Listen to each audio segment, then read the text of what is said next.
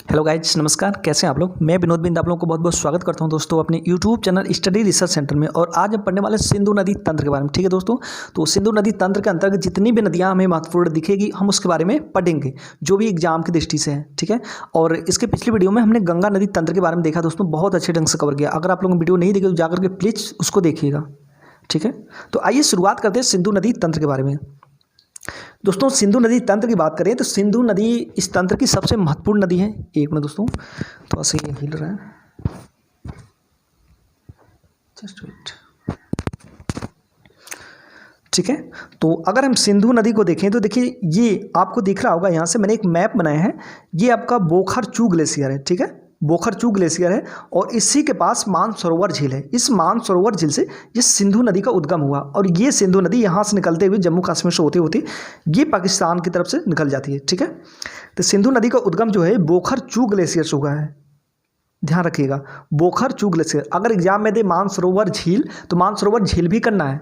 ऐसा नहीं कि आपको ये लगा कि अरे सर हम तो कहीं पढ़ रहे हैं कि मानसरोवर झील से। दोस्तों ये बोखरचू ग्लेशियर की बात कर रहा हूँ, उस ग्लेशियर से पानी आता है मानसरोवर झील में, तो उसी मानसरोवर झील से निकली है। तो सिंपल सी बात है, चाहे बोखरचू ग्लेशियर दे दे चाहे मानसरोवर झील दे दे, दोनों में से कोई एक करना है। याद रखिएगा इसको। देखिए इसका जो तंत्र है ना दोस्तों, नदी तंत्र, हम अगर अपने भारत में करें तो भारत में 5-6 नदियाँ महत्वपूर्ण है, उसके बारे में हम बात करेंगे। और भारत से बाहर पाकिस्तान में हो गया, ठीक है ना, उन सब में भी कई नदियां हैं जो इसकी मतलब इस तंत्र को मजबूत बनाती हैं। ठीक है ना, जिसमें बहुत सारा अपना पानी डालती हैं। तो उसके बारे में हमें ज़्यादा नहीं पढ़ना, बस हमें थोड़ा सा देख लेना कौन कौन सी नदियां हैं। इधर देखिए ये जास्कर नदी है। ठीक है ना, जास्कर नदी है। इधर झेलम हो गया, ये चिनाब हो गई, ये रावी हो गई, ये ब्यास हो गई और ये सतलज हो गई। ध्यान दीजिएगा इसको। अगर हम पाकिस्तान क्षेत्र की बात करें तो देखिए स्वात नदी है। ठीक है, इधर काबुल है, इधर कुर्रम है, ये टोची है और ये गोमल है। और ये भी दो छोटी छोटी नदियाँ आकर के गोमल में मिली है और सब आकर के किसमें, सिंधु नदी में अपना जल गिरा देती हैं। तो हमें स्पेशली इन्हीं 5-6 नदियों के बारे में पढ़ना। कौन? सिंधु, झेलम, चिनाब, रावी, ब्यास, सतलज। ठीक है, ध्यान रखिएगा। तो आइए शुरुआत करते हैं सिंधु नदी के बारे में जानते हैं। पहले दोस्तों सिंधु नदी की जो लंबाई है ना, ये 2880 किलोमीटर। कितना? 2880। अच्छा, गंगा नदी की लंबाई कितनी है? 2525 किलोमीटर। कहीं कहीं उसका देता 2510 किलोमीटर। इसको याद रखिएगा। भारत में इसकी लंबाई कितनी है? 709 किलोमीटर।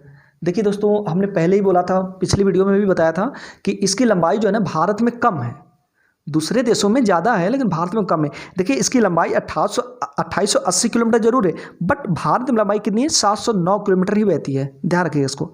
और इसका जो उद्गम है ये बोखरचू हिमनद से, बोखरचू हिमनद बोलिए चाहे ग्लेशियर बोलिए, और मानसरोवर झील से, चाहे बोखरचू हिमनद बोलिए चाहे मानसरोवर झील बोलिए। और इसी को बोलते हैं दोस्तों चेमा युंगडुंग ग्लेशियर। ठीक है, बोखरचू को ही बोलते हैं चेमा युंगडुंग ग्लेशियर।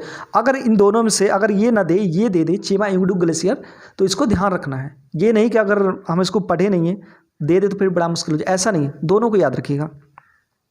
देखिए भारतीय उपमहाद्वीप में सिंधु सबसे पश्चिमी नदी तंत्र है। ठीक है, भारतीय उपमहाद्वीप में सिंधु सबसे पश्चिमी नदी तंत्र है। और भारतीय उपमहाद्वीप दोस्तों आप जानते ही हैं किसे कहते हैं। ठीक है, अगर मैं उसको एक्सप्लेन करने लगा तो फिर वीडियो बहुत लंबी पहुंचेगी।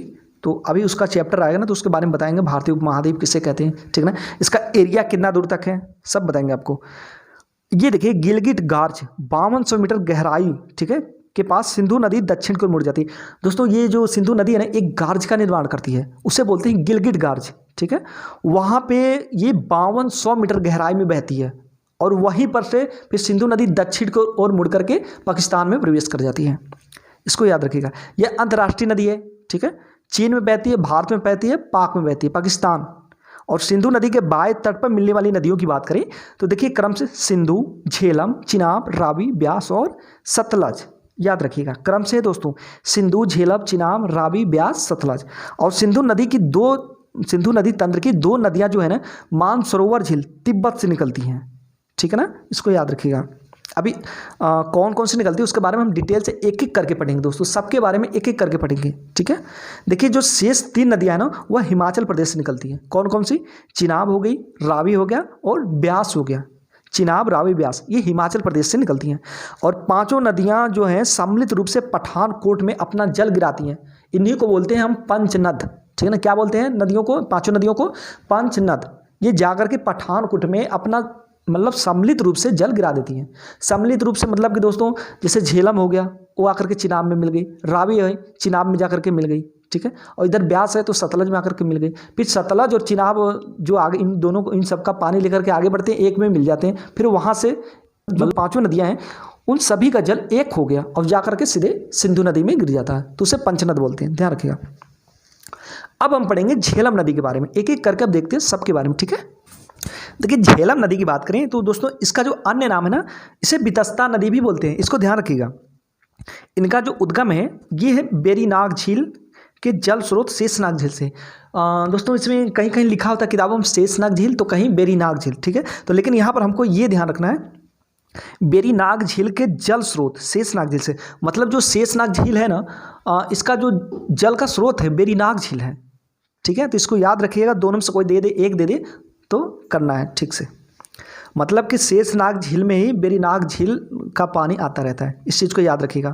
देखिए बूलर झील से होते हुए आगे एक गार्ज का निर्माण करती है और त्रिमुख के निकट चिनाब में मिल जाती है, ठीक है। बूलर झील कौन से झील का उदाहरण है दोस्तों? अगर आप लोग को आंसर पता है तो प्लीज़ कमेंट में ऑप्शन मतलब कमेंट में आंसर दीजिएगा। अभी झील के बारे में हम पढ़ाएंगे ना तो बहुत अच्छे ढंग से हम समझाएंगे।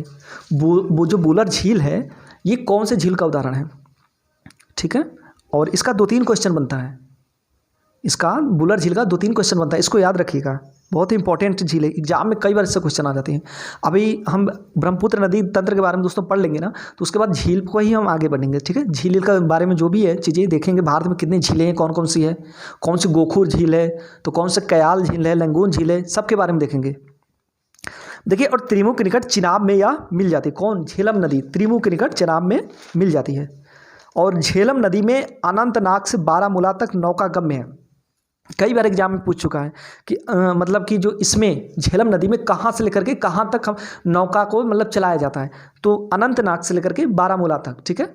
अब देखेंगे चिनाब नदी के बारे में। देखिए इसका अन्य नाम है अस्किनी, क्या नाम है? अस्किनी। और हिमाचल प्रदेश में चंद्रभागा कहते हैं, क्योंकि चंद्र तथा भागा नदी की मुख्य धारा है। दोस्तों हमने पढ़ा किसके बारे में? सून कोसी ताम कोसी के बारे में पढ़ा था कि जब दोनों नदियां करके मिलती हैं तो उसके बाद क्या होता है कि उसका नाम पड़ जाता है कोसी, जो मुख्य धारा का नाम पड़ता है कोसी। हमने ये भी पढ़ा था जब भागीरथी तथा अलकनंदा आकर के मिलती हैं तो देवप्रयाग में अब वहाँ से उसकी मुख्य धारा का नाम हो जाता है गंगा। उसी तरह चंद्र नदी तथा भागा नदी आकर के एक जगह मिलती हैं तो उसकी जो मुख्य धारा है तो उसको हम बोलते हैं चंद्रभागा या फिर चिनाब नदी, ठीक है, इसको याद रखिएगा।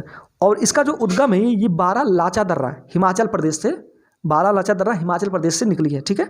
और दुनिया, एक चीज़ और याद रखिएगा, दुनिया का सबसे ऊंचा रेलवे पुल आपका कश्मीर में बन रहा है, ठीक है ना, इसी चिनाब नदी पर ही।